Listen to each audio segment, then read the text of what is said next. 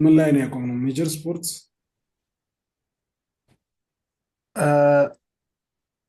እሱም በእንትን ወደ የኢጂፕሽያን ሲቪላይዜሽን ጨርሰን የ- የግሪክ ሲቪላይዜሽን ላይ ነው እንትን ያልነው ማለት ነው።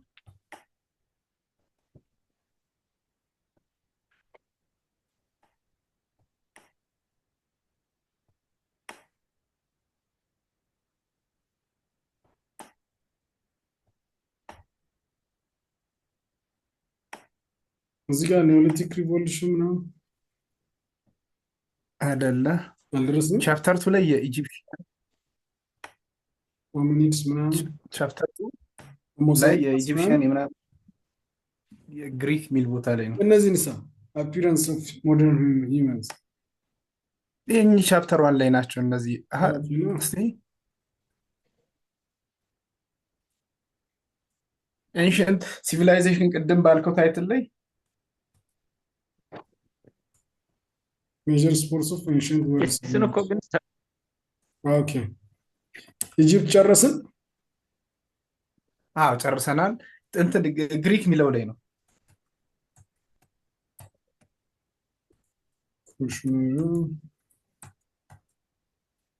ስለዚህ ኤዥያም አልፈናል። ኦኬ ያ ልክ ነው። ኢንዲያ ምናምን ቻይና ጨርሰናል። ዩሮፕ ኤንሽንት ግሪስ የሚለው ላይ ነው። ሮምንም አልፈናል። ሮምን አላለፍንም። ግሪስ ከሮም በላይ እዚህ አካባቢ ነው። ግሪክ ከሮም ቀድሞ ነው።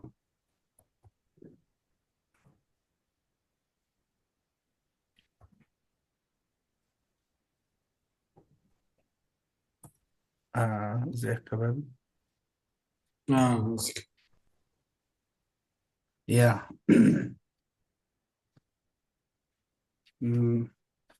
ያው ባለፈው ስለ ቻይኒዝ ሲቪላይዜሽን ያው የተወሰነ ነገር እንደተለመደው እንነጋገርና ዋና ዋና ነገሩን ከዛ ዲቴይሉን እናንተ ታዩታላችሁ።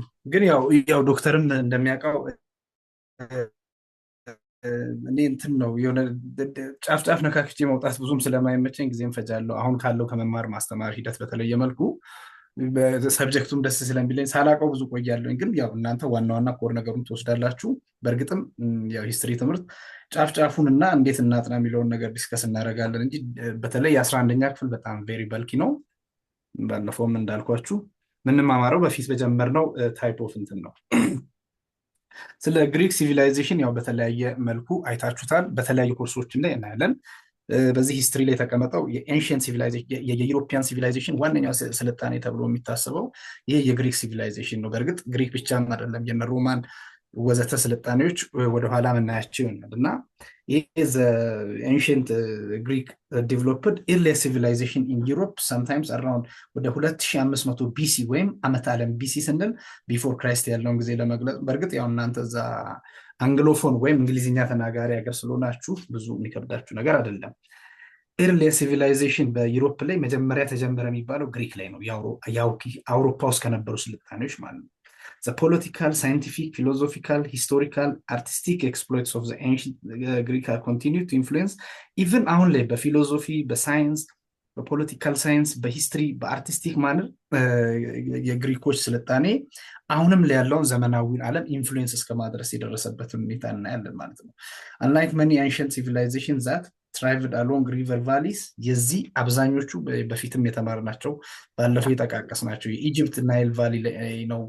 የህንድ ደግሞ ኢንደስ ቫሊ አካባቢ ላይ ነው።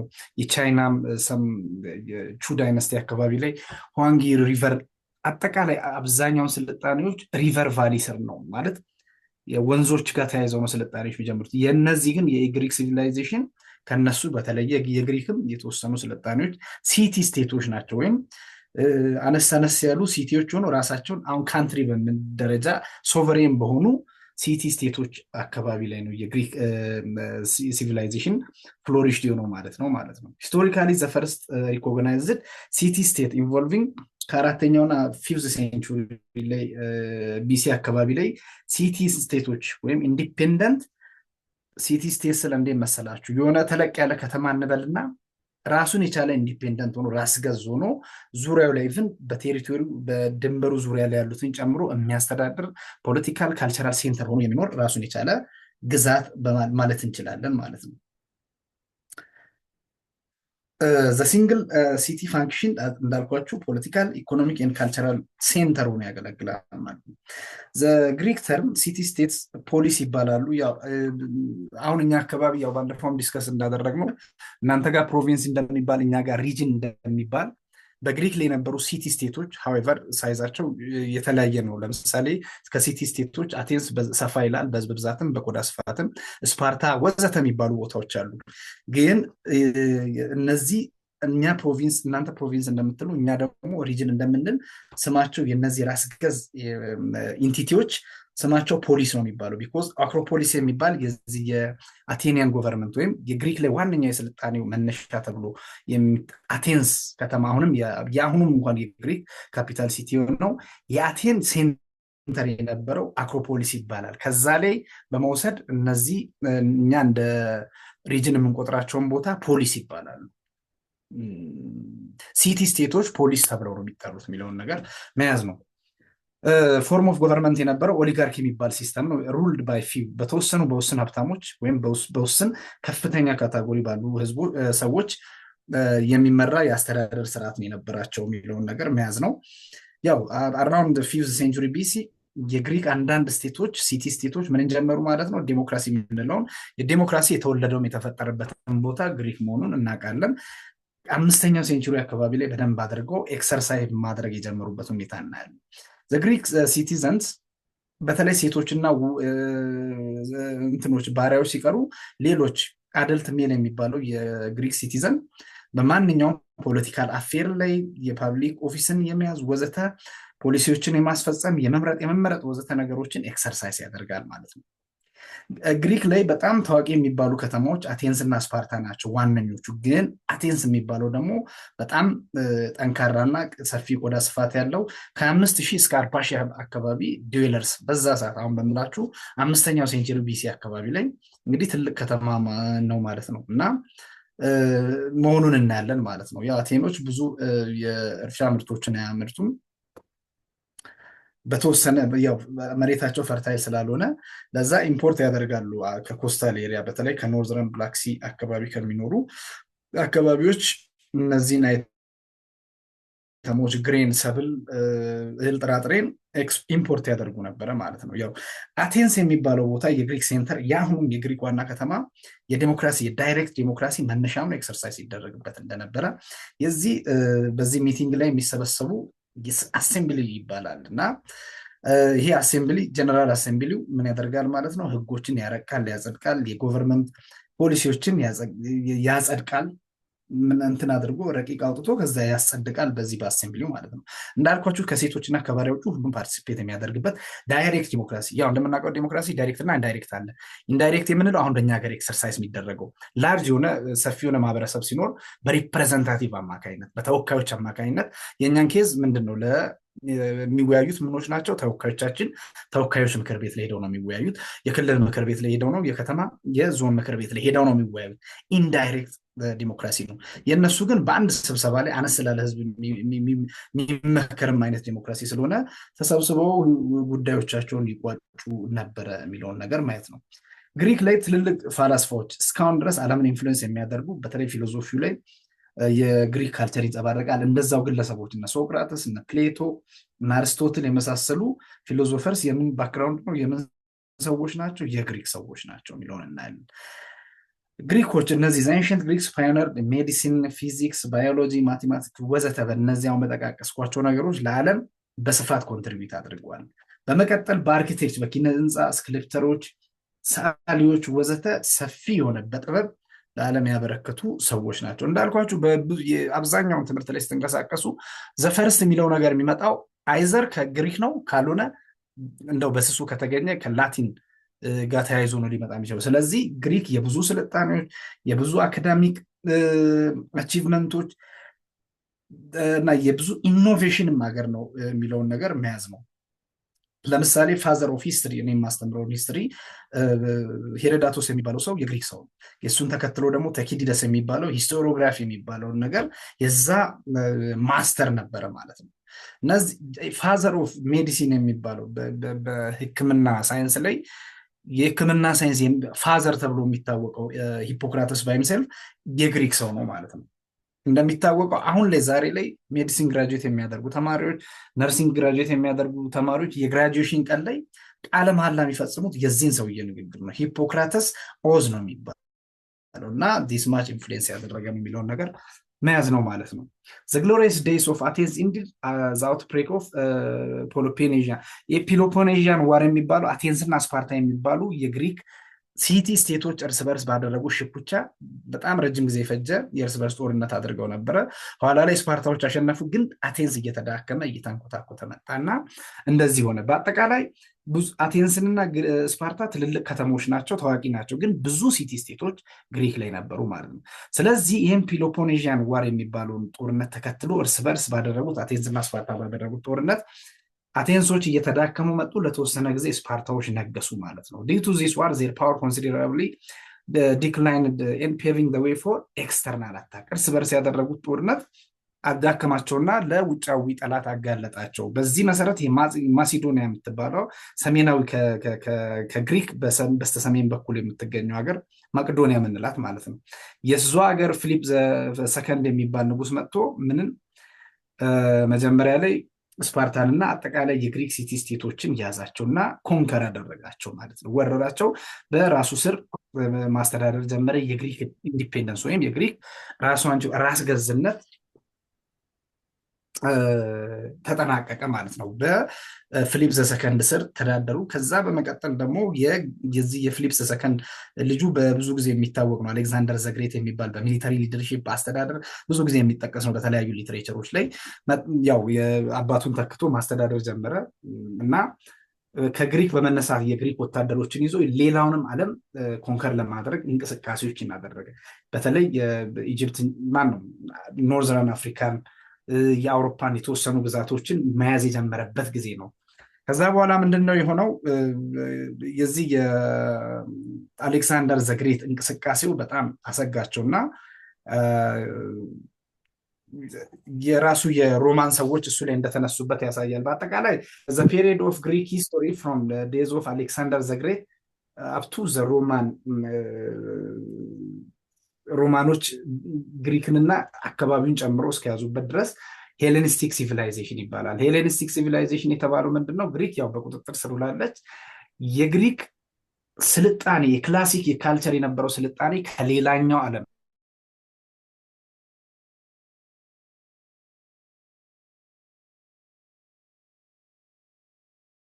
ከዙ የተነሳ ይህንን ወቅት ምን ብለው ያስታውሱታል?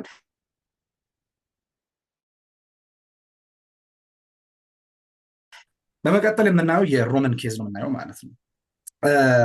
የሮማን ኢምፓየር አጀማመሩ ያው የተወሰነ ነገር ነው ይታወቃል ብሎ መጽሐፋችሁ ላይ የሚያስቀምጠው። ሮምን የመሰረቱት ሮሙለስ እና ሬመስ የሚባሉ ሁለት መንታ ወንድማማቾች ናቸው። ይሄ እንስሱ የተጀመረው ፓለስቲኒያን ወይም የፓለስቲኒያን ላንድ ላይ ሂል የኮረብታዎች አካባቢ ላይ ነው። በተወሰነ መልኩ የዚህ የሮማን ኢምፓየርን የመሰረቱ ሰዎች የተሰባሰቡት ማለት ነው። ከዛ በኋላ ኢት ኢዝ ዋን ኦፍ ዘ ሞስት ኤንሸንት ፓርትስ ኦፍ ዘ ሲቲ። ይሄ በተለይ ይሄ የፓለስቲኒያን ሂል ላይ የተሰባሰቡ ሰዎች ናቸው እና ሌትሊ ምንድን ነው የሮማንን ኢምፓየር ጥንስሱን እነዚህ ሰዎች ናቸው። ሂል ይሄ በኮረብታማ አካባቢ ላይ ኖሩ የነበሩ ሰዎች ናቸው የመሰረቱት። ግን በሰባተኛው ሴንቹሪ አካባቢ ኢትሩስካን የሚባሉ ህዝቦች ቀጥታ የሮማን ኢምፓየር መነሻ የሚባለው መቀመጫ ሮም ጣሊያን ላይ መሰረቱት ማለት ነው። ይሄ ከፓለስቲኒያን ሂል ላይ ከሚኖሩበት ቦታ ሄደው ሮም ላይ ሰፍረው የተወሰነ ጥንስሱን ጀመሩት ማለት ነው። ከተጀመረ በኋላ የተለያዩ ነገሮችን በተለይ ኢትሩስካን የሚባሉት እነዚህ ህዝቦች እና የመንገድ ግንባታን የቤተ መቅደስ የመሳሰሉ ነገሮችን ቢልዲንጎችን የመሳሰሉ ነገሮችን ማስተዋወቅና ፍሎሪሽ ማድረግ ጀመሩ ሮም ላይ ማለት ነው። እና ሮም ትንሽዬ መንደር ከነበረችበት ቦታ በከፍተኛ ፕሮስፔረስ ሲቲ መሆን ጀመረች ማለት ነው። እነዚህ ከየት የተነሱ? ከፓላስቲኒያን ሂል የተነሱ ሰዎች ኢትሩስካን የሚባሉ ህዝቦች የጣሊያን ዋና ከተማ ሮም ላይ ገብተው ጥንስሱን ጀመሩት እና የተለያየ አይነት አድቫንስመንቶችን በመንገድ ግንባታ፣ ቤተ መቅደሶችን ወዘተ ማስተዋወቅ ጀመሩ እና ከመንደርነቱ ከፍ ማለት ጀመረች። ይሄ ጥንስሱ ነው ማለት ነው። ከዛ በኋላ የሮማን ህዝብ ይህንን በማየት ከተማዋም እያደገች ስትመጣ ራሳቸውን አደራጁና መጤዎችን ኤትሩስካን የሚባሉ ህዝቦችን ኦቨርስሮ አደረጉና ያ የኤትሩስካን አገዛዝ አብቅቶ የራሳቸውን ሮማን ሪፐብሊክ የሚባለውን 509 ኤዲ ኤማን ቢሲ አካባቢ ላይ መሰረቱ ማለት ነው። በመቀጠል ሴኔት የሚባለው ያው ሴኔት ታውቃላችሁ ስልጣን ያለው ብለን እናምናለን። እንደዛ በሴኔቶች ናቸው ይህኛውን የሴኔት ስብስብ ማለት ኮንዳክተር ፎር ፎሬን ፖሊሲን ያወጣሉ፣ ድንጋጌዎችን ህግጋትን ያጸድቃሉ፣ የተለያዩ አይነት ነገሮችን ፓወር የነበራቸው ፓወራቸውን ኤክሰርሳይዝ የሚያደርጉ አካላት ናቸው እነዚህ ሴኔቶች ማለት ነው። ሮማን ሶሻል ስትራክቸር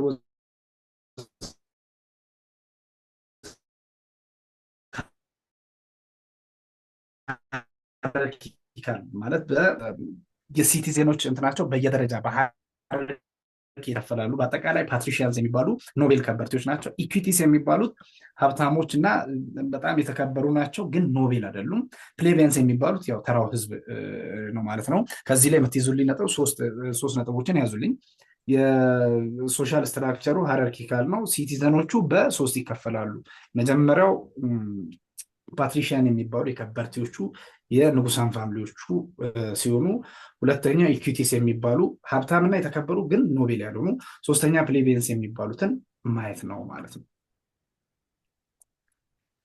በመቀጠል ያው ሮማን ሪፐብሊክ ላይ ሪፐብሊክ ሆኖ ባለ ሰዓት ኢምፓየር የሚሆነው ሰፋ ብሎ ሌላ አካባቢዎችን በደንብ መያዝ ሲጀምርና ቅኝ ግዛት ማስተዳደር ከራሱ ግዛት ውጭ ኢምፔሪያል እንቅስቃሴ አድርጎ ሌላ ፓርቶችን ወደሱ ግዛት ሲያደርግ ኢምፓየር ይሆናል ማለት ነው። ግን ከ509 ቢሲ አካባቢ ኦንዋርድስ ሪፐብሊኩን መስርቶ ኤትሩስካን የሚባሉ ህዝቦችን አባሮ ራሱ የራሱን ሪፐብሊክ መስርቶ ነው መንቀሳቀስ የጀመረው የሚለውን እንይዝና ያው ሮማን ኢምፓየር ላይ ባሪያዎች በከፍተኛ ዝቅ ባለ ጥንቃቄ ነው ትሪት የሚደረጉት። ያው ቅጣቶች፣ ጉዳቶች ወዘተ አሉባቸው። ስለዚህ በዚህ ፍራቻ የባሪያ አመፅ የሚባል እንቅስቃሴ አልነበረም። ነገር ግን ምክንያቱም የባሪያ አመፅ እንደዛ አይነት እንቅስቃሴ ካደረጉ ከፍተኛ ቅጣት ስለሚጠብቃቸው ምንም አይነት ታስቦ አቅም ግን ያው የሆነ ስፓርታከስ የሚባል ተከታታይ ፊልም አይታችሁ ከሆነ በዛ ላይ መሰረት አድርጎ የተሰራ ነው። በ71 ቢሲ አካባቢ ላይ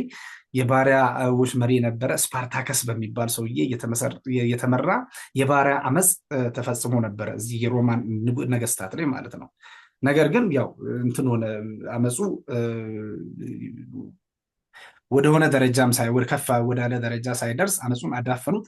እነዛ የባሪያ አመፅ እንቅስቃሴ ሊሳተፉ ሁሉ በስቅላት ነው የተፈረደባቸው። በዛ አይነት ነው የሞቱት። አንዳንዴ የነዚህ የሮማን አስተዳዳሪዎች ባሪያዎችን ፍሪ የሚያደርጉበት ሂደት አለ። ያ ሂደት ለባሪያዎቹ አዝነው ሂውማኒቴሪያን የሆነ ሳይሆን ኢኮኖሚክ ኢንተረስት፣ ሞቲቭ ኢኮኖሚክ ነው ማለት ነው።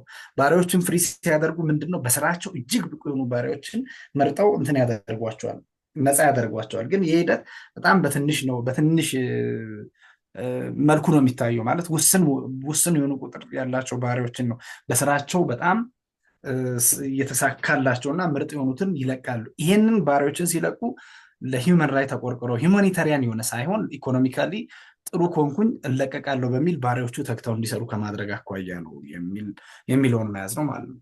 ሮም ስሎውሊ ጌኒንግ የሚሊተሪ ኮንትሮል የሚለውን ነገር ኦቨር ዘ ሬስት ኦፍ ኢታሊያን ፔንሱላ በአጠቃላይ የኢጣሊያን ባህረ ሰላጤ አካባቢ ያሉትን አጠቃላይ ሀገራትን ቀስ በቀስ በሚሊተሪ ባይዘ ሮም የምትባለው በጣም የምትታወቅበት በጣም ተስፋፊ ኤክስፓንሽኒስት የሆነች እና አጠቃላይ ወደኋላም ላይ እናየዋለን ዓለማችንን ማለት ነው ኤዥያን፣ ዩሮፒያን፣ ኖርዝ አፍሪካን ጨምሮ ሙሉ በሙሉ ሌትሊ የተቆጣጠረ ትልቅ ኢምፓየር ነው የሆነው። አሁን በጅማሬው ደረጃ በሂደት ወታደራዊ ኃይሉን እያጠናከረ እንትን ያደረጉበት ምንድን ነው? ይሄ በቅኝ ግዛት የገዟቸው አካባቢዎች ለዜጎቹ ዜጋ የሚባል ደረጃ ለሚያገኙ ሰዎች የተወሰነ ፕሪቪሌጅ ወይም ልዩ ባለመብት አድርገዋቸው የእነሱን ታማኝነት በማግኘት ቅኝ ግዛት የገዙት አካባቢ ላይ ወታደሮችን መልምለው እየወሰዱ ምን ማድረግ ጀመሩ? የተለያዩ ጦርነቶችን እያደረጉ ግዛታቸውን በጣም ማስፋት የጀመሩበት ሁኔታ ነው። ለምሳሌ ካርቴጂያንስ የሚባሉት በተለይ ኖርዝ አፍሪካ አካባቢ ላይ የሚኖሩ ሜዲትራኒያን ሲ ላይ ሬድሲ አካባቢ ላይ ከፍተኛ በንግድ እንቅስቃሴ የሚታወቁ ሰዎች ጋር ረጅም የሆነ ተከታታይ ወደ 3 ዙር የፈጀ ጦርነት አድርገዋል። ይሄ ጦርነት ፑኒኳር ይባላል። ፑኒኳር በምንና በምን በሮምና በካርቴጅ መሃል የተደረገ ጦርነት ነው። ሀይቨር መጨረሻው ላይ አሸናፊዎቹ የነበሩት ምኖች ናቸው? ሮማኖች ናቸው። ስለዚህ እነዚህ ሮማኖች ምን አደረጉ ማለት ነው? እነዛ የካርቴጅ ይዞታ የነበሩትን ጨምሮ የስፔኖችን ጨምሮ እና የተወሰነ የሰሜን አፍሪካን ግዛት ማጠቃለል ወደ ግዛታቸው የማጠቃለል የቻሉበትን ሁኔታ እናያለን ማለት ነው። ሮም ዘን ተርንድ ኢንቱ ዘ ኢስተርን ኮንኪርድ ሄሌኒስቲክ ሞናርኪስ ኢንክሉዲንግ ኢጅፕትን ጨምሮ የተቆናጠጡበትን ሁኔታ እናያለን ማለት ነው። ዘ ሮም ስኮርድ ኢምፖርታንት ቪክቶሪስ ዛት ኤክስፓንደድ ኢትስ ኢምፓየር ኮንፍሊክትስ አማንግ ሊደርስ። ያው ሮም በጊዜ ሂደት ግዛታቸውን በሰፊው እያስፋፉ አሁን ባደረጉት ጦርነት ከፑኒኳርም ከካርቴጅ ጋር ባደረጉት ጦርነት ወዘተ በመሳሰሉት ነገር በከፍተኛ ሁኔታ እየሰፋ መጣ ኢምፓየራቸው። ነገር ግን መሀል ላይ ምን ተፈጠረ? እርስ በርስ የግዛቱ መሪዎች በሮማን ኢምፓየር ስር ሆነው ፕሮቪንሶቻቸውን የሚያስተዳድሩት እርስ በርስ ኢንተርናሊ የስልጣን ሽኩቻ መፈጠር ተጀመረ ማለት ነው። ይሄ ሮማንን የተወሰነ የማዳከም ሼክ የማድረግ ወይም ሲቪል ሶሳይታል አንሬስት እንዲኖር አድርጎት ነበረ። ነገር ግን ጁሊየስ ቄሳር የሚባለው ንጉስ መጣና ምን አደረገ ማለት ነው? ሮማን በሰላም በአንድ ዩኒፋይድ በሆነ ማነር የሮማን ወርልድን ቀጥ አድርጎ ማስተዳደር ጀመረ ማለት ነው። በተለይ 44ኛው ቢሲ አካባቢ ላይ ይሄ የጁሊየስ ቄሳር እንቅስቃሴ ያሰጋቸው ሴናተሮች ተሰባስበው ግድያ ፈጸሙበት ማላይ ጁሊየስ ቄሳር ላይ ማለት ነው። ከዛ በኋላ ምን ሆነ ማለት ነው? የስልጣን ሽኩቻ ተጀመረ። በማንና በማን? ኦክታቪየስ በሚባል ወይም ኋላ ላይ ማን ነው ወደ ንግስና የሚመጣ ሰው ነው። ኦክታቪን የሚባል ጁሊየስ ቄሳር አዶፕት ያደረገው ወይም በጉዲፈቻ ያሳደገውን ልጅና ማርክ አንቶኒ የሚባል የጁሊየስ ቄሳር ጓደኛ ከፍተኛ የሆነ ጦርነት አደረጉ። ኢቭን ማርክ አንቶኒ የሚባለው የክሊዮፓትራ የግብጿን ንግስት ድጋፍ ጠይቋት ከግብፅ ጋር አንድ ላይ በመሆን ጥቃት ፈጽሙበት። ነገር ግን ኦክታቪን የሚባለው በጁሊየስ ቄሳር አዶፕሽን ወይም በጉዲፈቻ ያደገው ልጅ አሸነፈና አውጉስቶስ ቄሳር የሚባል የንግስና ስም ይዞ ሮማን ኢምፓየርን መምራት ጀመረ ማለት ነው። በአጠቃላይ ይሄ የአውጉስቶስ ቄሳር መምራት ከጀመረ በኋላ የሮማን ኢምፓየር ከፍተኛ መረጋጋትና ከፍተኛ ሰላም ተፈጠረ ማለት ነው። ይህን የመረጋጋት ወቅት ምን ይሉታል?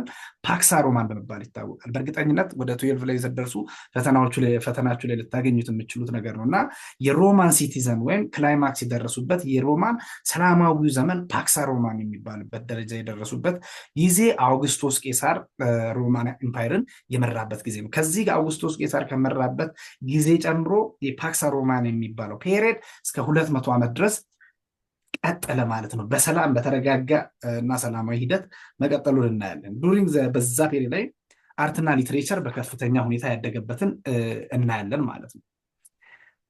ይህንን 200 ዓመታት ከአውግስቶስ ቄሳር ከመራበት ሮማን ላይ ከፍተኛ መረጋጋት የመጣበትን ጊዜ ጎልደን ኤጅ ብለን እናየዋለን። የሮማን ፕሮስፔሪቲ ስቴብል የሆነ የሮማን ኢምፓየር እና ሄጅሞኒያል ወይም ከፍተኛ እንትናቸው ጎልደን ኤጅ ማለት ይቻላል። ወርቃማው የሮማን ጊዜ በማለት ይታወቃል ማለት ነው። ሮማኖች እንደ ግሪኮች በተለያየ ነገር እንደዚህ በአርት በሊትሬቸር በእውቀት በሜዲሲን ብዙ ነገሮች አልሰሩም። ዘይዌር ዋሪየርስ ዘይዌር ኤክስፓንሽን ስለነበሩ ጊዜያቸውን በምንድን ነው ግዛት በማስፋፋት እና በመውረር ኢምፓየራቸውን ቡስት በማድረግ ነው ያሳለፉት እንጂ ለዓለም ብዙ ስልጣኔዎችን አላደረግም። ነገር ግን በጦርነት በአርት ሶፍ የአስተዳደር ጥበብና በህግ አኳያ ብዙ ነገር ለዓለም አበርክቷል። እንደ ግሪኮቹ በዚህ በስልጣኔ በትምህርት በመሳሰሉት በአድቫንስመንት ኢኖቬሽን ብዙ ነገር ኮንትሪቢዩት አላደረጉም። ነገር ግን በጦርነት ሲስተም በአርት ኦፍ ጎቨርንመንት እና በሎው ብዙ ነገር ለዓለም አስተምረዋሉ። በአጠቃላይ የአሁን እንኳን የዌስተርን ዩሮፒያንስ ሌጋል ሲስተማቸውን ከዌስተርን ዩሮፖች እና ላቲን አሜሪካኖች ከነሱ የቀሰሙት ትምህርት ይሆናል የሚለውን ነገር ማየት እንችላለን ማለት ነው። ይሄ ላቲን አልፋቤት የሚባለውንም በደንብ አድርገው ሮማኖች አስፍተውታል። ሀዌቨር መነሻው ኢትሩስካኖች እና የግሪክ እንቅስቃሴ ቢኖርበትም እነሱ ናቸው ወደ ትልቅ ደረጃ ያደረሱት ሮማኖች ናቸው ማለት ነው። በአጠቃላይ በ395 አካባቢ ላይ ሮማን ለሁለት ተከፈለ። በምን ይህም በእርግጠኝነት ወደፊት በደንብ ልታውቁት የሚገባ ነገር ነው። ሮማን ኢምፓየር በ395 ኤዲ ላይ ለሁለት ተከፈለች። በምን ዌስተርን ሮማን ኢምፓየር ካፒታሉን የጣሊያን ዋና ከተማ ሮም ላይ ያደረገ እና ኢስተርን ሮማን ኢምፓየር ወይም ባዛንታይን ኢምፓየር በሚባል የሚታወቀው ዋና ከተማን ኮንስታንቲኖፖል ወይም የቱርክ ዋና ከተማ ላይ አደረገ ማለት ነው። በአጠቃላይ የዚህ የዌስተርን ሮማን ኢምፓየር ተብሎ የሚታወቀው በተለያየ ከጀርመን የተነሱ አንዳንድ ጎሳዎች ተነስተው ይህንን ዌስተርን ሮማን ኢምፓየርን ማጥቃት ጀመሩ። ስለዚህ ቪስኮስ የሚባሉት፣ ቫንዳልስ የሚባሉት፣ ጓልስ የሚባሉት ወዘተ የጀርመን ጎሳዎች ናቸው እና እነዚህ ሮማን ኢምፓየር ዌስተርን ሮማን ኢምፓየር እናጠቁትና ይሄ ዌስተርን ኢምፓየር መንኮታኮት ጀመረ። ነገር ግን ኢስተርን ሮማን ኢምፓየር የምንለው ወይም ባዛንታይን ኢምፓየር ኦቶማን ትርኮች ተቆጣጠሩትና ሲዳከም ተቆጣጠሩት። ግን እስከዛ ሰዓት ኦቶማን ትርኮች 1543 ላይ እስኪቆጣጠሩ ድረስ የራሱን ግዛት አስፋፍቶ ለረጅም ጊዜ የኖረበትን ሁኔታ እናያለን ማለት ነው። በአጠቃላይ አሁን የምናየው የላቲን አሜሪካን ሲቪላይዜሽን እናያለን ማለት ነው። ያው አሜሪካ ኢንክሉድ አሜሪካ የምንለው ሁለት ኮንቲኔንቶችን ነው የሚያካትተው፣ ምንና ምን ኖርዝ አሜሪካን እና ሳውዝ አሜሪካን ነው ማለት ነው። ዊዚስ በተለይ ይሄ ሜሶ አሜሪካ ተብሎ የሚታወቀው ሴንትራል አሜሪካን እና የሜክሲኮን አጀሰንት እዚህ አካባቢ ላይ ነው አብዛኛውን የአሜሪካን ስልጣኔ ወይም የሳውዝ አሜሪካ የላቲን አሜሪካን ስልጣኔ የተካሄደባቸው ቦታዎች ማለት ነው። በአጠቃላይ ሳምታይምስ ቢትዊን 12,000 and 10,000 years ago most scholars believe that the first people arrived in America። በአጠቃላይ ይሄኛው ምንድን ነው? እኛ ለአሜሪካ ኤክስፖዠር ዓለምና አሜሪካ የተዋወቁበትን ጊዜ የምናየው ከዲስኮቨሪ ከኤጅ ኦፍ ዲስከቨሪ በኋላ ነው። ነገር ግን አሁን በዚህ ጋር መጽሐፋችሁ ላይ በተጠቀሰው ከ12,000 እስከ 10,000 ዓመት በፊት ከራሻ አካባቢ ላይ ራሻ ላይ የሚገኝ ከራሻ ሳይቤሪያ ተነስቶ እስከ አሜሪካው እስከ ሰሜን አሜሪካ አላስካ ድረስ ቤሪንጋ ስትሬት ነው የሚለው እዚህ ላይ ቤሪንጋ አይዝላንድ ወይ አይሴጅ በሚባለው ዘመን ላይ ቤሪንጋ ቀጥታ ከአላስካ እስከ ሳይቤሪያ ኤክስቴንድ የሚያደርግ መንገድ ነበር እና በዚህ አዝ ላይ ተጠቅመው ህዝቦች ከራሻ ወደ አሜሪካ እንደገቡ ይናገራል እና እነዚህ ህዝቦች ናቸው አሁን ስልጣኔውን አካሄዱ የሚባለው ማለት ነው። በአጠቃላይ እነዚህ ህዝቦች 3 ቦታ ላይ ስልጣኔ ያደርገዋል። የማያ የኢንካና አዜቲክ ስልጣኔ የሚለውን ነገር ነው። የማያ ስልጣኔ መች ጀመረ ማለት ነው? ማያ ዌር ዘ ኢርሊስት ፒፕል ቱ ቢልድ ላርጅ ሲቲስ ባይ 300 ቢሲ አካባቢ ላይ ማለት ነው። የዚህ የማያ ስልጣኔ ጓቲማላ ከረንትሊ ጓቲማላ የምንለው አካባቢ ላይ ሴንተር አድርጎ የተነሳበት ቦታ ነው ማለት ነው። ያኩታን የሚባል ፔንዙላ አካባቢ ላይ በደቡባዊ የሜክሲኮ ግዛት አካባቢ ላይ ሴንተራቸውን በማድረግ ስልጣኔያቸውን እዛ ጋር አድርገዋል። በተለይ በአርኪቴክቸር ብዙ ነገር የተንቀሳቀሱበትን ሁኔታ እናያለን። በተለይ ከግብርና ጋር ተያይዞ በሁለት መንገድ የግብርና መሬቶችን አጽድተው ግብርናን ፐርፎርም ያደርጉ ነበር። አንደኛው ጫካን በማጽዳት ነው። ሁለተኛ ደግሞ ይሄ የወንዝ ዳርቻ ላይ ከፍ አድርጎ መሬትን በመደልደል እዛ ላይ አዘርቶችን እየዘሩ ይተዳደሩ እንደነበረ ማየት እንችላለን ማለት ነው። ከዛ በመቀጠል እዛ አካባቢ የነበሩ ሲቲ ስቴቶች ለፎር ኢንስታንስ በጣም ታዋቂዎቹ ቲካል እና ከላክሙል የሚባሉ ግዛቶች ነበሩ፣ ሲቲ ስቴቶች ነበሩ፣ በጣም ታዋቂ የነበሩ ናቸው። በመቀጠል በንግድ ደረጃ ላይ የተለያዩ ንግዶችን ያካሄዱ ነበረ። ለምሳሌ የዕለታዊ ለዕለት ፍጆታ የሚሆኑ እንደ ማር፣ እንደ ጨው፣ ኮተን የመሳሰሉ ነገሮችን እና እንደገና በጣም አስፈላጊ ናቸው ግን አንገብጋቢ ያልሆኑ ነገሮችን እንደ ንግድ አይተም ይጠቀሙ ነበረ። ይሄ ፌዘርስ፣ ፕሪሸስ የከበሩ ድንጋዮችን፣ ጃጓር የሚባሉ የጥቁር የነብር ዝርያ ያለ የእነሱን ቆዳ ምናምን በጣም ለከበርቴ ሰዎች የሚሰጥ ነው። እነዚህ አይነት ነገሮችን በንግድ ልውውጥ ይተዳደሩ እንደነበረ ማየት እንችላለን ማለት ነው። ማያን ሶሳይቲ ዲስፕሌይ ዲስቲንክት ሶሻል ሃይራርኪ ነበራቸው። ያው የማያ ሲቲ ላይ ሃድ ኢትስ ኦን ሩለር ዩዥዋሊ ወንድ ነው የማያን ህዝብ የሚያስተዳድር መሪ ማለት ነው። ማያ ሪካርዲንግስ ሾው ዛት ውመን ኦኬዥናሊ ጎቨርንድ ኦን ዜር ኦውን ኢን ዜር ኦር ኢንዘር ያው ሴቶች በራሳቸው ይተዳደራሉ ወይም በልጆቻቸው ስም ይተዳደሩ እንደነበረ እናያለን። በአጠቃላይ ሶሻል ሃይራርኪውን ስናይ ኮሌክሽን የኖቤሎች ወይም ከበርቴዎቹ የተከበሩቱ ፋንክሽናቸው ምንድን ነው? ሚሊታሪ ሊደርሺፕ በማኔጅመንት እና ኮሌክሽን ኦፍ ታክስስ ኤንድ ኢንፎርሲንግ ሎው። በመቀጠል ስክራይብስ፣ ፓይንተርስ፣ ስክላፕተርስ ዌር አልሶ ሀይል የተከበሩ ናቸው ማለት ነው። እነዚህ ጸሐፊዎች፣ ሰዓሊዎች ወዘተ የመሳሰሉ ምንድነው ቅርስ የሚሰሩ ሰዎች፣ ቅርጻ ቅርጽ የሚሰሩ ሰዎች በጣም የተከበሩ ናቸው ማለት ነው። ሜርቻንት የሚባሉት ደግሞ መካከለኛ ክፍል ላይ ያሉ ሰዎች ናቸው። ዌልዚስት ኤንድ ሞስት ፓወርፉል ሜርቻንትስ ዌል ያው በጣም ሀብታሞቹ ኖቤልስ ናቸው። መካከለኞቹ ደግሞ ሁለተኛ ደረጃ ላይ የሚገኙ ናቸው። ይህንን ማንበብ ነው። በአጠቃላይ ማያ የፖሊቴስቲክ የማያ ስልጣኔ ላይ የማያ ዘመን ላይ የነበሩ ሰዎች ፖሊቴስቲክ ሪሊጅን ይከተላሉ። ዊች ሚንስ በብዙ አማልክቶች አማኞች ነበሩ፣ በተለያዩ አማልክቶች ማለት ነው። ለእነዚህም አማልክቶች የተለያዩ ቦታዎችን በግንባታ ቤተ መቅደሶችን ይገነቡ እንደነበረ ማየት ነው ማለት ነው። ማያን ፕሪስትስ ኒድድ ቱ ሜዥር ያው ዓመት በዓሎችን ለማክበር በሚሄዱት እንቅስቃሴ ላይ በጥንቃቄ የማያን ቀሳውስት ቀናትን ይቆጥራሉ። ቀናትን ለመቁጠር ተገድደዋሉ። በዛ መሰረት ላይ 365 ቀንን ኢንቬንት ለማድረግ እንደሌላኛውም ዓለም ዓመት ላይ ያለ 365 ቀንን ኢንቬንት አድርገዋል። በማቴማቲክስ በሂሳብ እና በአስትሮኖሚ የማያን ቀሳውስት በጣም ከበርቴ እንደነበሩ መጽሐፋችሁ ላይ ያስቀምጣል ማለት ነው። በአጠቃላይ ማያ በተለይ በሜዲሲንም ጭምር እነዚህ ፕሪስቶች ናቸው ሲያገለገሉ የነበሩት ማለት ነው። በተለይ በ900 ኤዲ አካባቢ ላይ ማያዎች መሆን ጨመሩ። ቢልዲንጋቸውን መገንባታው ሲቪላይዜሽኖች ናቸው ወይም ስልጣኔያቸው እጅግ እየተዳከመ መጣና በአጠቃላይ እርስ በርስ መዳከም ጀመሩ። ነገር ግን የማያን መዳከም መንኮታኮት በግልጽ የተቀመጠ ነገር ባይኖርም አንዳንዶቹ ምን ሰጀስት ያደርጋሉ? ህዝባቸው በጣም ኦቨር ፖፑሌሽን ተፈጥሯል፣ በሽታዎች ተከስተዋል፣ ድርቅ ተከስቷል የሚል አይነት ሀሳቦች ይኖራሉ። በአጠቃላይ በዚህ ወቅት አከማዮች በጣም ስልጣኔያቸው እየወረደ መጣ። 1500 አካባቢ ላይ በስፔኖች ቁጥጥር ስር ለዋሉ ማለት ነው። በመቀጠል የምናየው ያው የአዜቲክ ስልጣኔ ነው። አዜቲክን ከማየታችን በፊት ማያዎች እንደተዳከሙ ዛፖቲክ እና ቶልቴክ የሚባሉ ሰዎች ሜክሲኮ አካባቢ ላይ ከፍተኛ የሆነ ግብግብ ፈጥረው ጦርነት ዋር አድርገው ነበር። ዚ አልሶ ቢልት ላርጅ ሲቲስ ኤንድ ፒራሚድ ቴምፕልስ ኢን ዘ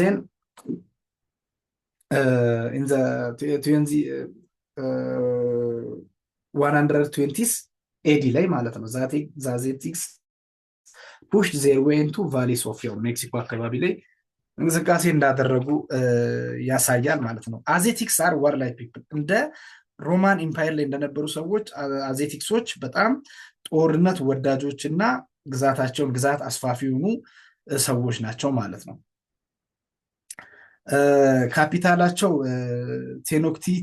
ቴኖክቲትላን የሚባል ካፒታል ነበራቸው። እሱም ሴንተር በማድረግ ግዛታቸውን ማስፋፋት የጀመሩበትን ሁኔታ እናያለን ማለት ነው። በአጠቃላይ እንደ ሮማኖች እነዚህ የአዜቲክ ሰዎች ምን ያደርጉ ነበረ? ከካፒታላቸው ጋር ሌላ በቅኝ ግዛት የገዙትን ወይ ኮንኪር ያደረጉት ሳይቶች ላይ እንዲገናኙ መንገዶችን ይሰሩ ነበረ ማለት ነው። እና ወታደሮቻቸው ስትራቴጂክ ቦታ ላይ በመቀመጥ ነጋዴዎቻቸውን እና ሌሎች የዚህ የአዜቲክ ግዛት ላይ የሚኖሩ ሰዎችን ይጠብቁ እንደነበረ መጽሐፋቸው ያስረዳል ማለት ነው። በመቀጠል የምናየው የኢንካን ሲቪላይዜሽን ነው እና ኢንካ የምንለው ተመሳሳይ ያው እዛ አካባቢ የነበረ ስልጣኔ ነው። አታባውት 1450 ኤዲ ኢንካ ፋውንድድ አት ላስት ግሬት ኢምፓየር አንደስ ሪጅን አካባቢ ላይ የላቲን አሜሪካ ላይ የተከሰተ ቦታ ነው። የኢንካ የሚባለው ኢምፓየር ስፋቱ ከምን በጣም ሰፋ ያለ ግዛትን የያዘ ነው። ኢኳዶር፣ ፔሩ፣ ቦሊቪያ፣ ቺሊ፣ አርጀንቲና የመሳሰሉ የደቡብ አሜሪካ ግዛቶችን አጠቃሎ የያዘ ግዛት ነው። ኢንካ ዲቨሎፕድ አን ኤፊሽንት ሲስተም ቱ ጎቨርን ዜር ሂውጅ ኢምፓየር። በጣም ሰፊ ነው። ቅድም እንዳልኳችሁ እነ አርጀንቲናን የሚያክል እነ ቺሊ እነ ቦሊቪያን የሚያካክል ትልልቅ ሀገራትን ያጠቃለለ ነው እና ኤፊሽንት የሆነ የጎቨርንመንት ሲስተምን ኢምፕሎይ አድርገውበት ነበረ። በዚህ የኢንካ መሪዎች ወይም ሩለሮች አብሶሉት ስልጣን አላቸው ማለት ነው። ሂ ዲቫይድድ ኢምፓየር ኢንቱ ፕሮቪንስስ ኤንድ አፖይንትድ ኖቤሎችን ሰዎችን በግዛት ከፋፍሎ የተከፋፈሉትን ግዛት ደግሞ በኖቢሎች እንዲያስተዳድሩ ይሰጣቸው ነበረ ማለት ነው። በዚህ በኢንካ ላይ ያረጁ ሰዎችና የታመሙ ወይም ድሃዎች ልዩ ጥንቃቄ ይደረግላቸው ነበረ። የኢንካ ካፒታል ሲቲ ኩዝኮ ይባላል እና እንዳልኳችሁ እነሱም በጣም ብዙ ነገር ማነው ፖሊቴስቲክ ሪሊጅን ተከታዮች ናቸው። ፖሊቴስቲክ ማለት ብዙ አማልክትን አምላኪዎች ናቸው እና ኢንካስ ብሊቭ ዛት ኢምፐረር ወዝ ሰን ኦፍ ሰንጋድ ወይም ንጉሳቸው የሰንጋድ ወይም የፀሐይ አምላክ የእሱ ልጅ ነው። የፀሐይ አምላክ ማለት አንደኛው አማልክት ነው ማለት ነው ብለው ያምኑ ነበረ ማለት ነው።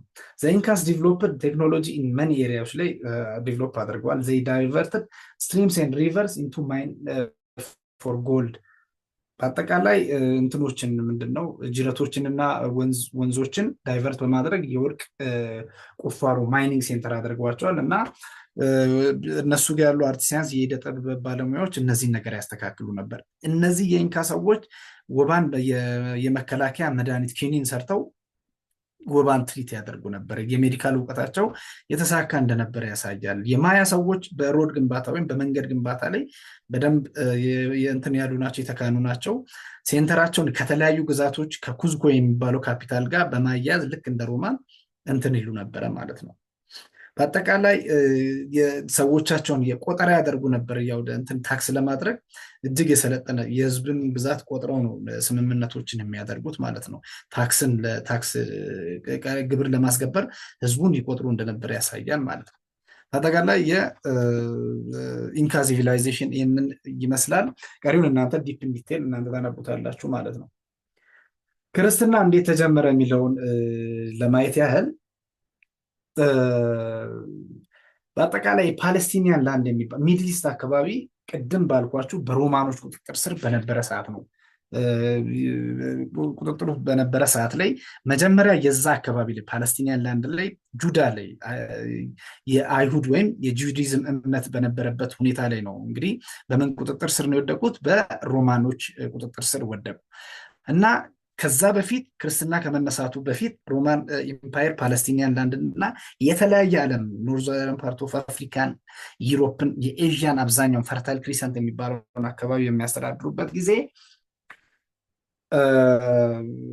በዚህ ሰዓት ላይ ነው የክርስትና እምነት በጂሰስ ክራይስት መወለድ ላይ ተመስርቶ የተወሰኑ ሰዎች ኢንጌጅ ማድረግ የጀመሩበት ማለት ክርስትና ምንድን ነው የሚለውን ከክርስትናው ጋር መታወቅ የጀመሩበት ጊዜ ነበረ ማለት ነው።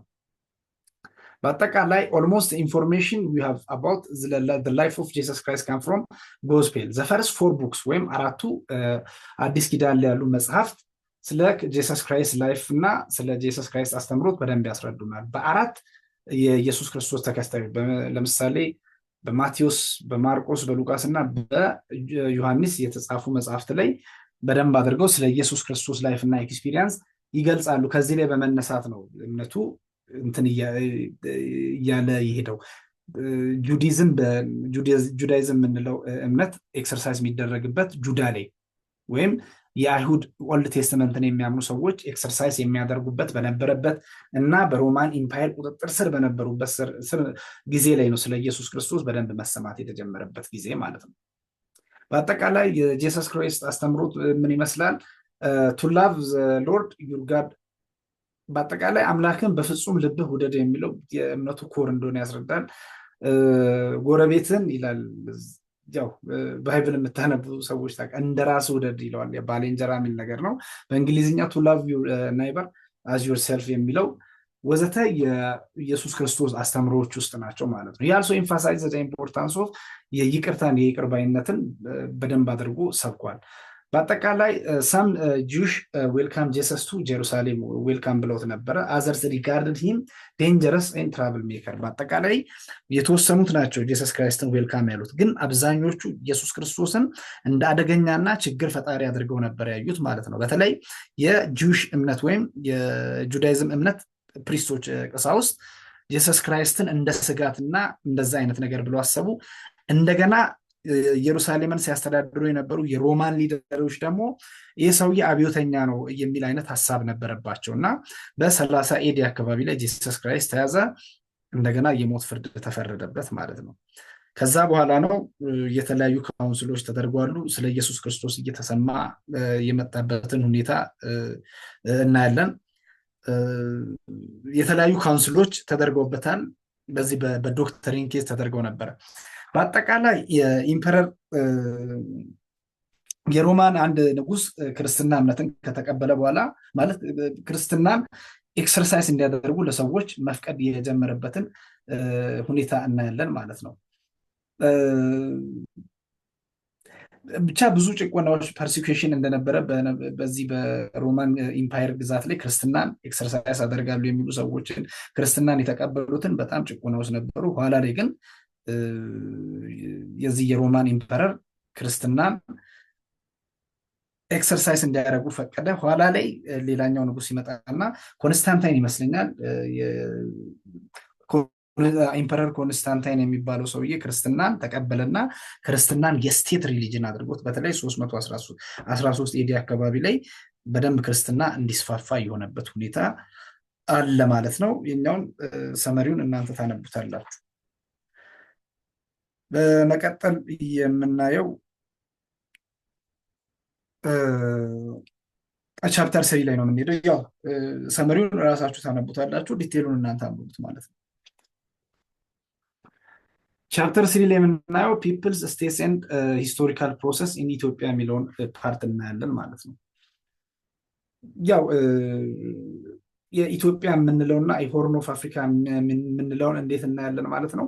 ኢትዮጵያ የሚባለውን ስም ያዘው በቅርብ ጊዜ እና አፄ ቴዎድሮስ ካደረጉት እንቅስቃሴ፣ አፄ ዮሐንስ ካደረገው እንቅስቃሴ እና ሌትሊ አፄ ምኒልክ ተሳካለት ማለት አፄ ቴዎድሮስ ጀመረ፣ አፄ ዮሐንስ ተሳክቶለት በኋላ ነው ይሄ ሞደርን ኢትዮጵያ የሚባለውን ቅርጽ ያዘውና ስሙንም አቢሲኒያ እና የተለያየ ደቡባዊ ግዛት ላይ የሙስሊም ሱልጣኔቶች እንደ ሀዲያ፣ እንደ ኢፋት፣ እንደ ደዋሮ ወዘተ የሚባሉ አካባቢዎች ራሳቸውን ሲያስተዳድሩ ነበሩ።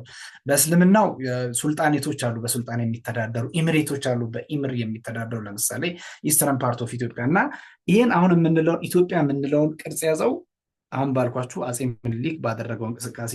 ከዛ በፊት ግን ይህ ሆርን ኦፍ አፍሪካ አካባቢ ላይ ብዛ ህዝቦች የሚኖሩበት በየራሳቸው የሚተዳደሩበትን ሁኔታ ከግምት ማስገባት ጥሩ ነው ማለት ነው ለንግግራችን። ከዛ በዘለለ ያው ኢትዮጵያ ክሬድል ኦፍ ሂውመን ቢንግ እንደሆነ ይታወቃል። የሉሲን መገኘት ጋር ተያይዞ የሰው ልጆች መነሻም ነው ተብሎ የሚታሰብበት አገር እና በአጠቃላይ የመልታ ኢትኖ ሊንጓል ግሩፕ ወይም የተለያየ ቋንቋና የብሔር ተዋጽኦን የያዘ ዳይቨርሲቲን አኮሞዴት ያደረገ አካባቢ መሆኑን እናያለን። ኢትዮጵያ ኢዝ ዋን ኦፍ ዘ ፕሌስስ ኦፍ ዘ ኤንሽንት ወርልድ ዌር ዘ ካልቸር ኤንድ ሲቪላይዜሽን ፍሎርስ። ያው ጥንት ላይ ካልቸርና ሲቪላይዜሽን ተጀመረ ተብሎ ከሚታሰቡ አገራት አንደኛው ናት ማለት ነው። ማኒ ፒፕል ፍሮም ዳይቨርስ ኢትኒክ ግሩፕስ ሃቪንግ ዲፍረንት ላንጉጅ፣ ሪሊጅን፣ ትራዲሽናል ቫሉስ ኤንድ ላይፍ ስታይልስ ሃቭ ሊቭድ ኢን ኢትዮጵያ ፎር ሎንግ ፔሪድ ኦፍ ታይም። እንዳልኳችሁ ብዙ የተለያየ ቋንቋ፣ የተለያየ ሃይማኖት፣ የተለያየ ባህላዊ አመለካከትና እሴቶች ያሏቸው ሰዎች ተቻችለው የሚኖሩበት አካባቢ ነው ማለት ነው። ይሄ በተለይ ስለ ዳይቨርሲቲ ብቻ ስናወራ ልዩነት ብቻም አይደለም፣ ልዩነት ውስጥም ግን ኮመንሊ ሼር የሚያደርጓቸው ነገሮች ነበሩ። ለምሳሌ ፓትሪዮቲዝም፣ ጀግንነት፣ የተለያየ ሃይማኖት እስልምናና ክርስትና ያላቸው ህዝብ ኢትዮጵያን ፕሮቴክት ለማድረግ አንድ ላይ የተዋደቁበትን ኮመንሊ ሼር የምናደርጉ ኢልደሪን የማክበር የመሳሰሉ ነገሮች ኮመንሊ ሼር የሚደረግ ኮኦፕሬሽን፣ ስፔሻሊ አት ታይም ኦፍ ሃርድሺፕ፣ ሆስፒታሊቲ ማለት እንግዳ ተቀባይነት እንዳልኳችሁ ነው። ልዩነቶች ዳይቨርሲቲ በሃይማኖት በምናምን በቋንቋ በብሔር ቢኖርም በዛው ልክ ደግሞ ኮመንሊ ሼር የምናደርገው አብሮ የሚያናውንረን አንድ ላይ ሊያስቆየን የሚችለን አሁን የጠቀስኳቸው እንደ ፓትሪዮቲዝም፣ ሪስፔክት ፎር ኢልድሪ፣ ኮኦፕሬሽን ስፔሻሊ ኢን ታይም ኦፍ ሃርድሺፕ፣ ሆስፒታሊቲ የመሳሰሉ ነገሮች አንድ ላይ ሊያኖረን የሚችልበትን ሁኔታና የኢትዮጵያን መልክ ይገልጻል ማለት ነው። ላንጉጅ፣ ሪሊጅን and peoples of the Horn of Africa የሚለው ላንጉጅ የሚለውን ነገር እናያለን ማለት ነው። በቋንቋ ደረጃ ኢትዮጵያና ሆርን ኦፍ አፍሪካ አካባቢ ላይ ምን አይነት ቋንቋ ይነገራል የሚለውን ነገር እናያለን ማለት ነው። the people of Ethiopia and Horn speak varieties of language። እንዳልኳችሁ ቫራይቲ ቋንቋ እዚህ ኢትዮጵያና ሆርን ኦፍ አፍሪካ አካባቢ ላይ ይወራል። ኢትዮጵያ is perhaps the only country in Africa have its own written alphabet ያለው የኢትዮጵክ ስክሪፕት ወይም የመጻፊያ አልፋቤት ያላቸው የራሳቸውን አልፋቤት ያላቸው አገሮች ከውስን ዓለም ላይ ካሉ ሀገራት ብቸኛው የአፍሪካ ሀገር እንደሆነች እና አራውንድ ኤግዛክት ነምበሩ ባይታወቅም 85 አካባቢ ቋንቋዎች የሚወሩበት አገር እንደሆነች እናያለን ማለት ነው።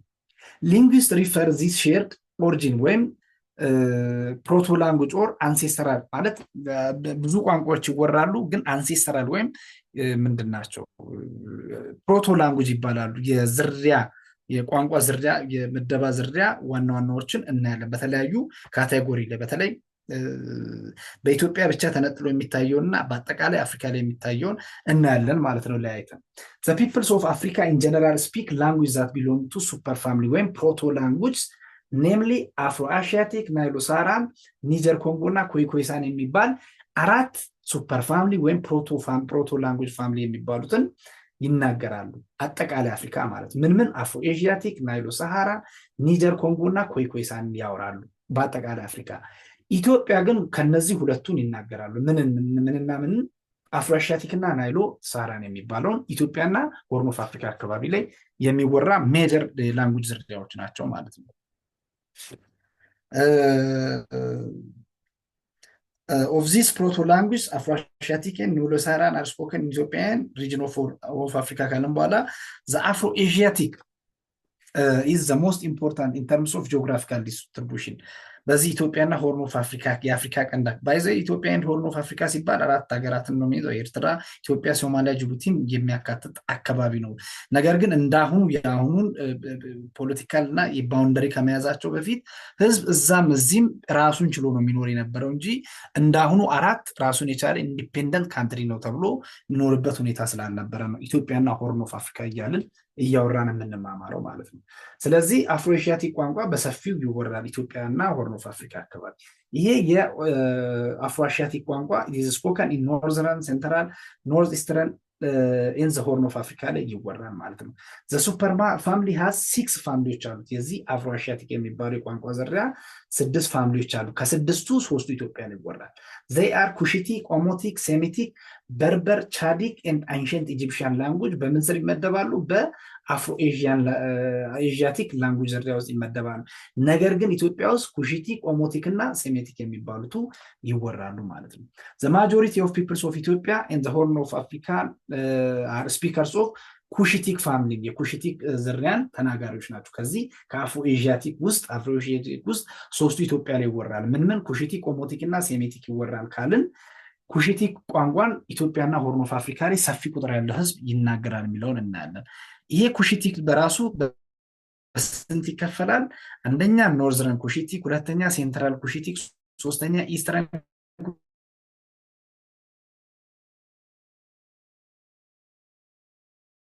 ኩሽቲክ እና 4 ብቻ ነው።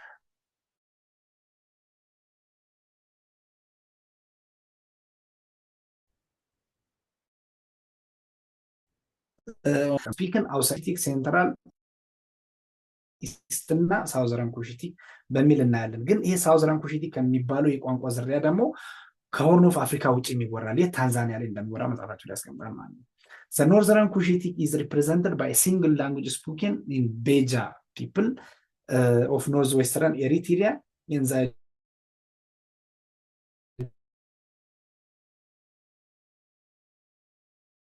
joining district በተለይ በሰሜናዊ ምዕራብ አካባቢ የኤርትራ ግዛት ላይ እና በሱዳን አካባቢ የሚኖሩ ቤጃ የሚባል ቋንቋ ተናጋሪዎች የሚያወሩት ናቸው። በስተመጀመሪያ ኤርትራ ላይ ነው ሙሉ በሙሉ የነበሩት። ሌትሊ ግን ወደ ሱዳን ስፕሪድ ያደረጉ ሰዎች ናቸው ማለት። The Central Cushitic language are spoken in by the ቢለን፣ አጋው፣ ሀምታንግ፣ ቅማንትና አዊኛ የሚባሉ ቋንቋዎች የሴንትራል ኩሽቲክ ላንጉጅ ዝርያ ናቸው ማለት ነው።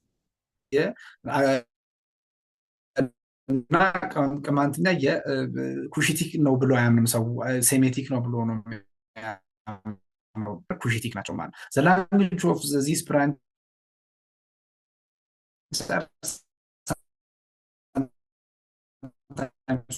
አገው ናቸው። ቢለን is spoken in ቦጎስ ኤርትራ አካባቢ የሚወራው የቢለን የሚባለው የሴንትራል ኩሽቲክ የቋንቋ ላይ የሚመደበው ማለት ነው።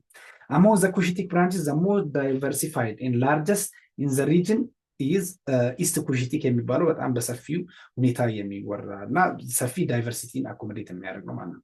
This branch is further divided into 2 sub branches, lowland እና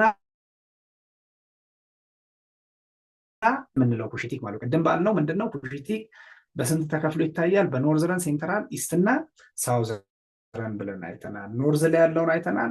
ሴንትራል ላይ ምን ምን አለ የሚለውን አይተናል። ኢስተርን ኩሽቲክ ላንጉጅ የሚባለው በምን ይከፈላል? በሎላንድ ኢስት ኩሽቲክ እና በሃይላንድ ኢስት ኩሽቲክ ይመደባል ማለት ነው። ሃይላንድ ኢስት ኩሽቲክ ስፒከር ኢን ሳውት ሴንትራል ሃይላንድስ ኦፍ ኢትዮጵያ በተለይ እነ ሀዲያ፣ ከምባታ፣ ሲዳማ፣ ጌዲኦ ምንድነው የሃይላንድ ኢስት ኩሽቲክ ተናጋሪዎች፣ ሀላባ፣ ቡርጂ ወዘተ፣ ሊቢዶ። በመቀጠል ሎላንድ ኢስት ኩሽቲክ የሚባሉት ኦሮሚኛ፣ አፋር፣ ሶማሊያ፣ ኮንሶ፣ ጊዶሌ ወዘተ የዚህ እንትኖች ናቸው ማለት ነው። አሁን የምናየው ኦሞቲክ ፋሚሊ ነው። ኦሞቲክ ፋሚሊ ስፒከር ሜንሊ ባይ ዘ ፒፕልስ ኦፍ ኦሞ ቫሊ አካባቢ የሚኖሩ በደቡብ ኦሞ አካባቢ የሚኖሩ ህዝቦችን የኦሞ ወንዝን ተያይዘው የሚኖሩ ህዝቦችን ያጠቃልላል የዚህ ቋንቋ እና ሳውዝ ዌስተርን ኢትዮጵያ ላይ ነው። በት ኢን አንሺየንት ታይምስ they seem to have widely distributed in the region further north ወደ ኖርዝም ሰማው የተንቀሳቀሱበት ሁኔታ እናያለን። one evidence for this existence of the speakers of the families outside ኦሞ ሪቨር ቤዝን ከኦሞ ሪቨር ቤዝን ውጭ ሽናሻ እና ቤኒሻንጉል አካባቢ የኦሞቲክ ስፒከር ተናጋሪዎች እንዳሉ ያሳያል። ወለጋ ላይም ማኦ የሚባሉ ህዝቦች የዚህ ቋንቋ ተናጋሪ እንደሆኑ ያሳያል። በአጠቃላይ የኦሞቲክ ፋሚሊ ወይም ዘሜን ስፒከር የኦሞቲክ ዋነኛ ተናጋሪዎች ወላይታ፣ ጋሞ፣ ጎፋ ወዘተ የመሳሰሉት። ሴሚቲክ ላንጉጅ ደግሞ በኢትዮጵያና በሆርን በከፍተኛ ሁኔታ የሚወራ ቋንቋ ነው ማለት ነው። This is mainly to distinguish Semitic language of the region from Semitic language spoken in the other parts of the world። ያው የኢትዮ ሴሜቲክ ቋንቋ የምንለው ሌላኛውም ሴሜቲክ ቋንቋዎች ለምሳሌ ሂብሪው ቋንቋ የዛው ዝርያ ነው፣ የአረቢስ ቋንቋ የዛው ዝርያ። ስለዚህ የኢትዮ ሴሜቲክ ብለን የምናየው ኢትዮጵያ ላይ የሚወሩትን ብቻ ለይተን ለማየት ነው ማለት ነው። ኢትዮ ሴሜቲክ ላንጉጅ ሰብዲቫይድድ ኢንቱ ቱ በምን ኖርዝ ኢትዮ ሴሜቲክ እና ሳውዝ ኢትዮ ሴሜቲክ በሚል። ኖርዝ ኢትዮ ሴሜቲክ የምንላቸው ቲገር የሚባለው ኤርትራ ላይ የሚወራው ትግርኛና ግዕዝ የኖርዘርን ሴሜቲክ ፓርት ናቸው። ከዛ በመቀጠል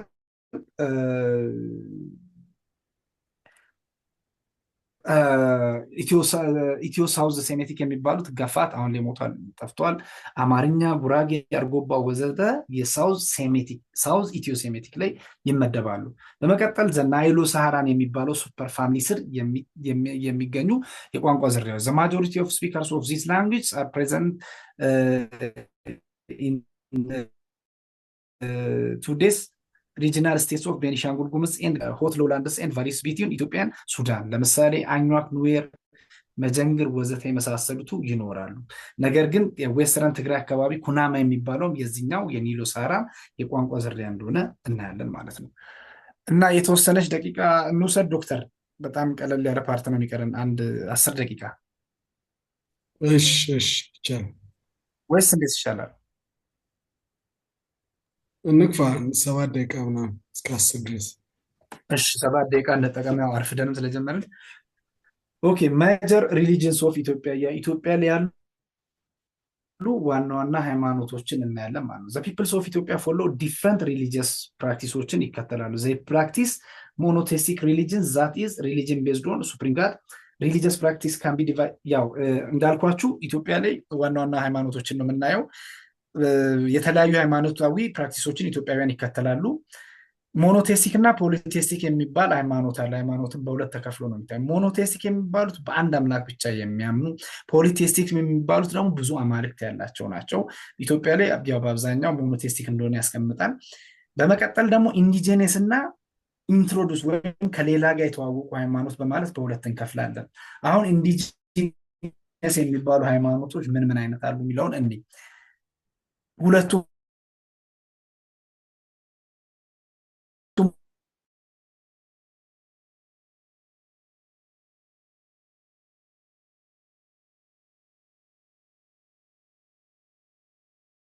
ቦታ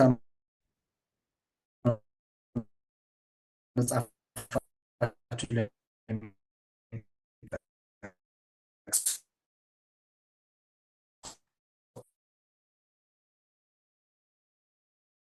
ወይፈና የሚለውን እናውቃለን። ከኢንዲጂነስ ሃይማኖት ውስጥ መድቡት። እኛም በመቀጠል ደግሞ ሀዲያ አካባቢ ላይ ፈንዳነኑ የሚባል እምነት አለ። ኢንዲጂነስ የሚለው አገር ውስጥ የበቀሉ እምነቶችን ለማሳየት ነው ማለት ነው። በሀዲያ ላይ ፈንዳነኑ የሚባል እምነት አለ። የእምነቱ ሴንተር መስራች ዓለምን ፈጠረ ብለው የሚያምኑት ምን ነው ማለት ነው? ዋአ የሚባለውን ነው። አኮርዲንግ ቱ ዋቆ ማን ነው ፈንዳነኑ እምነት ምን አለ ማለት ነው? ጨረቃን ተመሳሳይነቶች በኢትዮጵያ ውስጥ በተለያዩ ቦታዎች አሉ። ትራዲሽናል ሪሊጅን በማለት ወይም ኢንዲጂነስ ሪሊጅን በማለት እንትን እንላቸዋለን ማለት ነው። በመቀጠል ሌላ ኢትዮጵያ ላይ ያሉ ሞኖሊቲክ ሞኖቴስቲክ እምነቶችን ነው የምናየው። ኢትዮጵያ ላይ ከተጀመሩ ሞኖቴስቲክ እምነቶች አንደኛው ጁዳይዝም ነው። ጁዳይዝም ማለት እንዳልኳችሁ የአይሁድ እምነት ነው። እንዴት ብሎ ወደ ኢትዮጵያ ገባ ወይም ከኢትዮጵያ ጋር ኤክስፖዠር አገኘ የሚለውን ነገር ለማውራት ያህል እንደሚታወቀው የንጉስ ሰለሞንን ታሪክ ታውቁታላችሁ ማለት ነው። ንጉስ ሰለሞን የዳዊት ልጅ በነገሰበት ዘመን ላይ ኢትዮጵያ አካባቢ ላይ ሆርን ኦፍ አፍሪካ አካባቢ ላይ የአክሱማይት ንግስት የነበረች ክዊን ሼባ የምትባል በአፈ ታሪክ ነው ንጉስ ሰለሞንን ለመጎብኘት ኢየሩሳሌም ትሄድና ኢየሩሳሌም ላይ የእሱን ጥበብ ዊዝዶም ለማየት ነው ሄደችው። ስለዚህ ንጉሱ ሰለሞን ተማረከባትና ከንጉሱ ሰለሞን ጸንሳ ትመጣለች። የጸነሰችው ልጅ ሚኒሊክ ዘፈርስት ይባላል። ይህ ሚኒሊክ ዘፈርስት የምንለው ሌጀንድ ነው። ሌጀንድ ኦፍ ኩዊን ሼባ ነው አሁን እያወራን ያለ ነው። እና እንዴት ብሎ ጁዳይዝም ኢትዮጵያ ጋር ተዋወቀ የሚለውን ለማውራት ያለ ነው። ስለዚህ የተጸነሰው ልጅ ከንጉስ ሰለሞን ተጸነሰና ወደ ኢትዮጵያ መጣ። ከሱ ጋር ሲመጣ የጁዲዝም የአይሁድ ወይም የኦልድ ቴስተመንት ወይም የብሉይ ኪዳን ሰዎች ከዛ ጋር ተያይዘው መጣው። ሁለተኛም ዙር ላይ አባትየውን ለመጎበኘት ንጉስ ሰለሞን ወደ እስራኤል ንጉስ ምኒልክ ወደ እስራኤል እንደተመለሰና አባቱን ጎብኝቶት አብረውት የጂውሽ እምነት ተከታዮች እንደመጡና ኢትዮጵያ ከጁዳይዝም ጋር እንደተዋወቀች ያስረዳል። በአጠቃላይ ከክርስትና መምጣት በፊት ኢትዮጵያ ላይ ጁዳይዝም እምነት የሚባለው እንደገባ እናያለን ማለት ነው። ክርስትና እንዴት ገባ የሚለውን ነገር ተነጋግረን እናብቃ። ክርስትና ኢትዮጵያ ላይ የገባው በአራተኛው ክፍለ ዘመን በአክሱም ንጉስ ኢዛና የሚባል ሰውዬ ክርስትና እምነትን ተቀበለ። በምን ፊሉምናቶስ የሚባል ክርስትናን የሚያቅሰው ኢዛና ወይም በኋላ ላይ ከተጠመቀ በኋላ አብርሃም የሚባለውን ስያሜ ለተሰጠው ሰው ክርስትናን ፕሪች ያደርግለትና ከዛ በኋላ ይህንን እንደተቀበለ ያስረዳል ማለት ነው። በአጠቃላይ ዘ ትራይላንጉላር ሪተን ኢንግሊዝ ሳቢያን በግሪክ በሶስት ቋንቋ በተጻፈ ኢንስክሪፕሽን ላይ ኢዛና ምንም ኮንፊርም አድርጓል ማለት ነው። በአምላክ በአንድ አምላክ ሞኖቴስቲክ ሆነ ማለት ነው። በእግዚአብሔር እንደሚያምንና ክርስትና እንደተቀበለ በአባት በልጅና በሆሊ ስፒሪት ወይም አብ ወልድ መንፈስ ቅዱስ እንደሚያምን በተለያዩ በግዕዝ በሳቢያንና በግሪክ በተጻፈ ጽሁፎች ላይ ትራይላንጉላር ጽሁፎች ላይ ተቀምጧል። በመቀጠል ኮይንስ ኢዛና በነበረበት ዘመን ላይ በወርቅ ሳንቲሞች ይታተሙ ነበር። ሳንቲሞቹ ላይ ምን ነበረ ማለት ነው? የመስቀል ምልክት ነበር። ይሄ ምንን ያሳያል?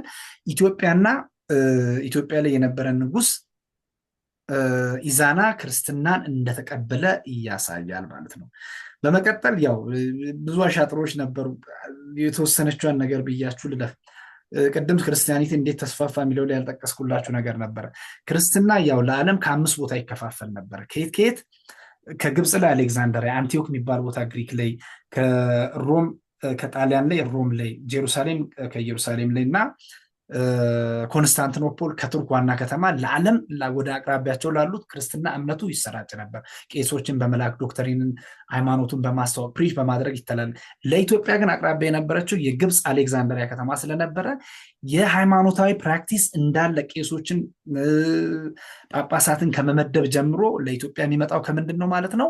ከአሌክዛንደሪያ ከኢጅፕት ነበረ። በዚህ ላይ ተያይዞ ምንድነው 42 ሲዶካኖን የሚል የሐሰት ትምህርቶችን ኢጂፕሽያን ለኢትዮጵያ አስተምረው ነበረ። በዛ ላይ ተመስርተው ከዚህ ሐሰት ትምህርቶች መካከል ማንኛውም የሆነ ጳጳስ ወይም የሃይማኖት መሪ ከኢትዮጵያ አይሾም፣ ለኢትዮጵያ ከግብፅ ብቻ ነው የሚሾም የሚለውን ነገር ታይቶ ነበር እና የመጀመሪያው ለንጉስ ኢዛና እምነቱን የሰበከው ፍሪምናቶስ የሚባለው አሌክዛንደሪያ ሄዶ ጵጵስና ተሰጥቶት መጥቶ አቡነ ሰላማ የሚባልን ስም ይዞ ኢትዮጵያ ላይ ሲያገለግል ነበረ።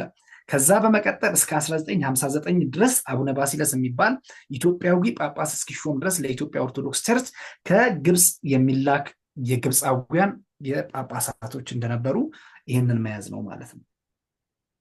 በመቀጠል 9 ሴንት የሚባሉ 9 መነኮሳት ተብሎ ወደ ኢትዮጵያ ከመጡ በኋላ ክርስትና እምነት በደንብ እንዲስፋፋና ባይብልን ከነበረበት ከሂብሪው ወደ ግዕዝ ቀየሩ። የኢትዮጵያ አካባቢ ላይ በደንብ ሃይማኖቱን የሰበኩበት ሁኔታ አለ። እነ አቡነ አረጋዊ፣ እነ አቡነ ፔንታኒዮን፣ አቡነ አፍሴ እና አቡነ አሊፍ የሚባሉ ብቻ ወደ 9 ከሮማን ኢምፓየር አካባቢ የመጡ 9 መነኮሳት ኢትዮጵያ ላይ ክርስትናን በደንብ አስፋፍተዋሉ። ከዛ በመቀጠል ቅዱስ ያሬድ የኢትዮጵያን የቸርች ስርዓትና መንፈሳዊ ዝማሬዎችን በማስተዋወቅ በደንብ አድርጎ ክርስትና እንዲስፋፋ አድርጓል። እና እነዚህ 9 መነኮሳት ደግሞ በአርትና በአርኪቴክቸር ኢትዮጵያ ላይ ከክርስትና እምነት ጋር ተያይዞ ሰፊ ስራዎችን እንደሰሩ መጽሐፋችሁ ላይ ያሳያል የሚለውን ማየት ነው። የተቀረውን ነገር እናንተ ታነቡታላችሁ። በሚቀጥለው ኢስላም ኢትዮጵያ ላይ እንዴት ኢንትሮዱስ ሆነ፣ እንዴት ተስፋፋ የሚለውን እንነጋገራለን ማለት ነው። ለዛሬ በትዕግስት ስለታገሳችሁኝ እና በትዕግስት ስለተከታተላችሁኝ አመሰግናለሁኝ። ጉድ ናይት። ቴንኪ ሎባ፣ እናመሰግናለን። እሺ፣ ደህና እደሩ።